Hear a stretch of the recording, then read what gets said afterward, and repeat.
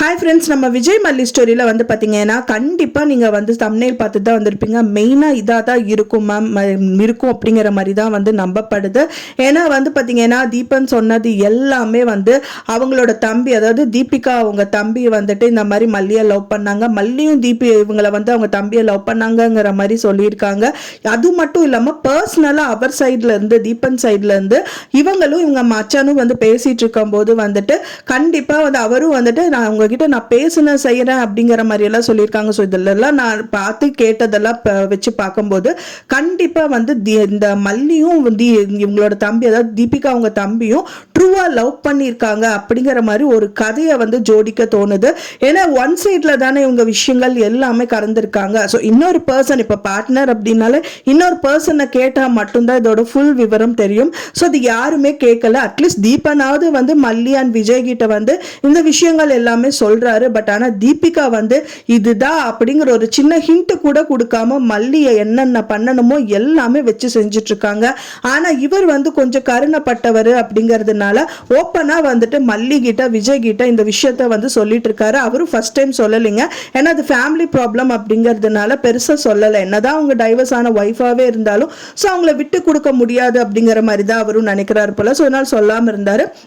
So இன்னொரு கட்டத்தில் வந்து இப்போ இவங்க கேட்டதுனாலையோ என்னவோ நினைக்கிறேன், அவங்க வந்து சொல்ல ஆரம்பிச்சிட்டாரு. அதாவது இதுதான் காரணம், அதாவது அவங்க தீபிகாவோட தம்பி இறந்ததுக்கு மல்லி தான் காரணம், எந்த விதத்தில் காரணம் அப்படிங்கிறது எல்லாமே ப்ரீஃபாக எக்ஸ்பிளைன் பண்ணியிருக்காரு. ஸோ மல்லியும் வந்து ஸ்டெப் பை ஸ்டெப் வந்து அவங்க சொல்கிறது விஷயங்கள் எல்லாமே கேட்டுட்டு இருக்காங்க. பட் அவங்க சொன்ன விஷயங்கள் எல்லாமே உண்மை, ஒன்றை தவிர அப்படிங்கிறது மட்டும் நல்லாவே தெரியுது.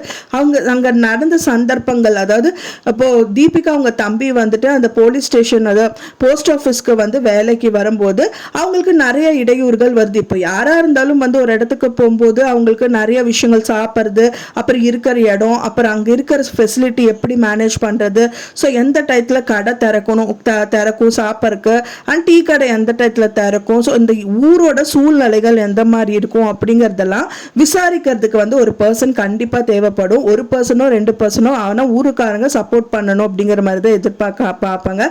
ஸோ அதில் வந்து 100% மல்லி மட்டும்தான் அவங்களுக்கு வந்து ரொம்பவே சப்போர்ட்டிவா இருக்கிற மாதிரி தெரியுது. ஸோ அதனால ஒரு பர்சன் வந்து ரொம்ப டீப்பா சப்போர்ட் பண்றது வந்து அவங்க வந்து வேற மாதிரி எடுத்துட்டாங்க. இப்போ வந்து ஒரு பையனை வந்து அவங்க இந்த மாதிரி சப்போர்ட் பண்ணியிருந்தாங்க அப்படின்னா இந்த மாதிரி எடுத்திருக்க மாட்டாங்க. ஒரு பொண்ணு இந்த மாதிரி சப்போர்ட் பண்றாங்க அப்படிங்கிறதுனால அது வந்து வேற மாதிரி அவங்களுடைய எண்ணங்கள் போயிடுச்சு அப்படிங்கிறது தான் இதுல உண்மை அப்படிங்கிற மாதிரி தெரியுது. ஸோ அதில் நடந்த சந்தர்ப்பம் தான் இப்போ வந்து பாம்பு கிடைக்கும்போது மல்லி வந்து தீபிகா அவங்க தம்பிக்கு ஹெல்ப் பண்ணுறது. ஸோ ஃபுட்டு கிடைக்கல, அப்படி சரி எல்லா இடத்துலையும் இருக்கிற மாதிரி இங்கேயும் ஃபுட்டு இருக்குன்னு நினைக்கிறது. அப்புறம் பார்த்தா கடையெல்லாம் மூடி இருந்ததெல்லாம் பார்த்துட்டு மல்லி அவங்க வீட்டில் சமைச்சு ஃபுட்டை கொண்டு வந்து கொடுக்கறதுங்கிற மாதிரி நிறைய விஷயங்கள் வந்து இவங்களுக்கு வந்து ரொம்ப ஹெல்ப்ஃபுல்லாக இருக்காங்க. அதுவும் இல்லாமல் அவங்க அக்கா கிட்ட ஃபோனில் பேசினதுக்கப்புறம் நான் பார்த்துக்கிறேங்க, ஒன்றும் பிரச்சனை இல்லைன்னு சொல்லிட்டு முழு மனசாக அவங்க எல்லாமே பண்ணிட்டு இருக்காங்க. இதுக்கு தடையாக வந்து பார்த்தீங்கன்னா அவங்க அண்ணியே வந்து தடையாக இருந்தா கூட அது பெருசா வந்து எடுத்துக்காம, என்ன நம்ம ஒரு ஹெல்ப் தானே பண்றோம், இதுல என்ன தப்பு இருக்கு அப்படின்னு சொல்லிட்டு டீப்பா இறங்கி அவங்க வந்து பண்ணிட்டு இருக்காங்க. ஸோ ஓப்பனா வந்து இந்த தீபிகாவோட ஹஸ்பண்ட், அதாவது தீபன் கிட்ட மல்லி சொன்னது என்னன்னு பாத்தீங்கன்னா, நான் உங்களுக்கு ஹெல்ப் பண்ண இவர் மட்டும் கிடையாது, வேற யாரா இருந்தாலும் சரி, ஊருக்கு புதுசா வந்தவங்க எல்லாருக்குமே நான் ஹெல்ப் பண்ணியிருக்கேன். ஸோ எனக்கு வந்து பெருசா இது வந்து டிஃபரன்ஷியேட் பண்ண எனக்கு தெரியல, ஆனா அவர் என்னமோ தப்பா எடுத்துட்டாரு அப்படிங்கிற மாதிரி வந்து மல்லி வந்து அவங்க தரப்புல இருக்கிற விஷயங்கள் எல்லாமே இந்த தீபன் கிட்ட சொல்லிட்டு இருக்காங்க.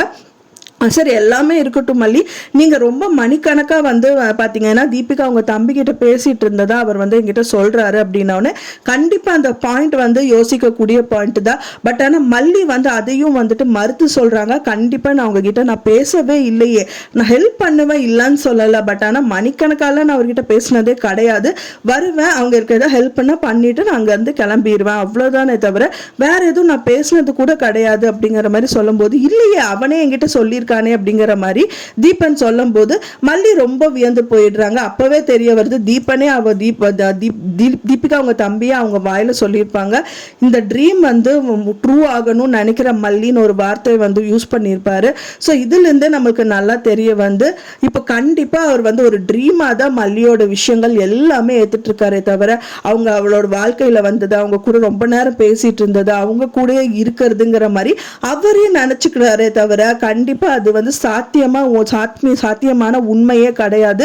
சும்மா அவங்க வந்துட்டு போனது வச்சுட்டு அவங்க ஃபோட்டோ வைக்கிறது, அவங்க ரூம் ஃபுல்லாக ஃபோட்டோ ஒட்டுறதுங்கிற மாதிரி நிறைய ட்ரீம் வந்து அவங்க வந்து மனசளவில் ஏற்றுக்கிட்டனால அவங்க கூட வாழ்ந்திருக்காங்க. அந்த ட்ரீமில் வாழ்ந்ததுனால அவங்கனால அதுலேருந்து வெளியில் வர முடியாத ஒரு சூழ்நிலையினால அவர் இறந்துட்டாரு அப்படிங்கிற மாதிரி தான் தெரியுது. ஸோ இது ஒரு பெரிய பிரச்சனையாக அவங்க எடுத்துட்டு இந்த தீபிகா கிட்ட சொன்னதுனால இப்போ தீபிகா வந்து பார்த்தீங்கன்னா எல்லா முயற்சிகள் மேற்கொண்டு மல்லி எப்படியாவது இந்த கேஸில் ஒன்றும் இல்லாமல் பண்ணிடணும்னு சொல்லிட்டு இந்த விஷயங்கள் எல்லாமே பண்ணிட்டு இருக்காங்க.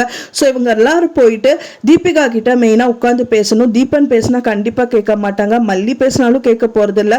பட் ஆனால் யாரை வச்சு பேச போகிறாங்க அப்படிங்கிறது தான் தெரியல. அவங்க மாமாவை வச்சு பேசினா மட்டும்தான் கொஞ்சம் பரவாயில்லையா இருக்கும். ஏன்னா வந்து அவங்களுக்கு இப்போ சப்போர்ட்டிவாக இருக்கிறது இப்போ மாமா மட்டும்தான். ஸோ அதனால் அவங்க மாமா மூலியமா இந்த விஷயங்கள் எல்லாம் சொல்லி தீபிகா கிட்ட பேசி இவங்களும் வர வச்சு இவங்களையும் உட்கார்ந்து பேசினாலே இந்த ப்ராப்ளம் எல்லாமே சால்வ் ஆயிடும் அப்படிங்கிற மாதிரி தான் தெரியுது. ஆனா இப்ப இருக்கிற சூழ்நிலையில வந்து பாத்தீங்கன்னா தீபனையே ஏத்துக்காத தீபிகா வந்துட்டு தீபன் மூலியமா இருக்கிற அந்த எதிரணிகளை வந்து ஏத்திப்பாங்களா? மெயினா வந்துட்டு மல்லி விஜய வந்து கண்டிப்பா ஏத்துக்கவே மாட்டாங்க. அவங்க என்ன பண்ணாலும் வந்துட்டு உதறி தள்ளிட்டே இருக்காங்க. ஸோ இதுக்கு வந்து ஒரு தேர்ட் பர்சன் இல்லாட்டா அவங்களோட ஃபேமிலியில இருக்கிற ஒரு பர்சனை வச்சுட்டு தான் இவங்க டீல் பண்ணணும் அப்படிங்கிற மாதிரி வந்து எதிர்பார்க்கப்படுது. ஏன்னா வந்து இவங்க கிட்ட டைரக்டா போகும்போது கண்டிப்பா அவங்க வெறுத்து ஒதுக்கிடுவாங்க. அட்லீஸ்ட் அவங்க ஹஸ்பண்டையாவது ஏத்துட்டு வாழ்ந்த மாதிரி இருந்தா அவங்க ஹஸ்பண்ட் ஏதோ சொல்றாருன்னு சொல்லிட்டு அவங்க கேட்பாங்க. பட் ஆனா தீபனை கூட ஒரு பொருட்டா அவங்க மதிக்காததுனால இப்ப அவங்க சொந்த மாமா இருக்காரு பாத்தீங்களா, இப்போ தீபிகாவுக்கு வந்து அவங்க மாமா தான் வீட்டுல வந்து சமைக்கிறது செய்யறதுனால பண்ணிட்டு இருக்காரு. ஸோ அவங்க மாமா மூலியமா ஏதாவது ஒரு விஷயங்கள் மெல்லமா தீபிகா கிட்ட சொல்லி ஸோ அவங்கள வரவழைச்சு இந்த விஷயங்கள் எல்லாமே கேட்டு தெரிஞ்சுட்டானே போதும். ஸோ இந்த விஷயங்கள் எல்லாமே சால்வ் ஆயிடும் அப்படிங்கிற மாதிரி எதிர்பார்க்கப்படுது. ஒரே ஒரு விஷயம் என்னன்னா இந்த தீபன் மட்டும் இந்த விஷயங்கள் எதுவுமே சொல்லலை அப்படின்னா மல்லிக்கு கடைசி வரைக்குமே இந்த விஷயம் எதுனால இப்படி இவங்க இருக்காங்க அப்படிங்கிறதே தெரியாது. அவங்க பாட்டுக்கு வேற ஏதாவது சாட்சி கண்டுபிடிக்கிறது, அவங்க கிட்ட காமிக்கிறது அப்படிங்கிற மாதிரியே தான் சொல்லிட்டு இருப்பாங்க. இதுக்கு ஒரு சொல்யூஷனே இல்லாமல் போயிருக்கும். அதனால வந்து பார்த்தீங்கன்னா இப்போ இந்த தீபன் வந்து உங்ககிட்ட சொன்னது ஒரு விதத்தில் நல்லது தான். இதுக்கப்புறம் என்ன பண்ணணும் அப்படிங்கிறது வந்து ஸ்ட்ராங்காக அவங்க வந்து நினைப்பாங்க. என்னென்னா சுற்றி வந்து மூக்க தொட்டுறதுக்கு டைரெக்டாகவே மூக்க தொட்டுட்டு போயிடலாமே. ஸோ இந்த பிரச்சனை இதனால தானே அப்படின்னா இந்த பிரச்சனை சால்வ் பண்ணிட்டா அவங்களோட மெயின் பிரச்சனையான இந்த சுடர் பிரச்சனை பற்றி பேசுறதுக்கு நிறையவே வாய்ப்பு இருக்குது. ஸோ வெயிட் பண்ணி பார்க்கலாம் ஃப்ரெண்ட்ஸ், என்னதான் நடக்க போகுது அப்படின்னு சொல்லிட்டு இவங்க சொல்கிறது தீபிகா கண்டிப்பாக ஏற்றுக்கணும் அப்படிங்கிறது தான் எல்லாரோட வியூவர்ஸோட எண்ணமும். வேற வழியே இல்லைங்க. இப்போ தீபிகா மட்டும் இந்த விஷயத்தை ஏற்றுக்கிட்டு ஆகணும். ஏற்றுக்கிட்டா மட்டும்தான் மல்லி விஷயத்துலேருந்து இது டோட்டலாக புல் ஸ்டாப் வைக்க முடியும் இந்த சுடர் விஷயத்தில். ஸோ அதனாலேயே வந்து இந்த தீபிகா ஏற்றுப்பாங்க அப்படிங்கிற மாதிரி எதிர்பார்க்கப்படுது. வெயிட் பண்ணி பார்க்கலாம் என்ன நடக்குது அப்படின்னு சொல்லிட்டு. நான் சொன்ன இந்த தகவல் உங்களுக்கு பிடிச்சிருந்தா மறக்காமல் லைக் பண்ணுங்க, ஷேர் பண்ணுங்க, கமெண்ட் பண்ணுங்க, சப்ஸ்கிரைப் பண்ணுங்க. மேலும் மல்லி சீரியல் அப்டேட்டோட நெக்ஸ்ட் மீட் பண்ணுறேன். தேங்க்ஸ் ஃபார் வாட்சிங் மை டியர் ஃப்ரெண்ட்ஸ். நெக்ஸ்ட் வீடியோவில் பார்க்கலாம்.